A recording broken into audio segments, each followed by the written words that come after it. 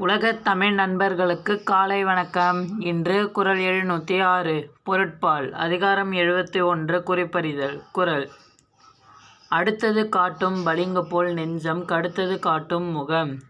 அடுத்தது காட்டும் பளிங்கு போல் நெஞ்சம் கடுத்தது காட்டும் முகம். பொருள்: அருகில் உள்ளதை பளிங்கு எப்படி காட்டுமோ அப்படி நெஞ்சத்தில் உள்ளதை முகம் காட்டும்.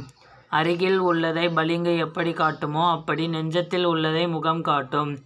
அடுத்தது காட்டும் பளிங்கு போல் நெஞ்சம் கடுத்தது காட்டும் முகம் என்று திருவள்ளுவர் கூறுகின்றார். நன்றி. மீண்டும் நாளை சந்திப்போம். வணக்கம்.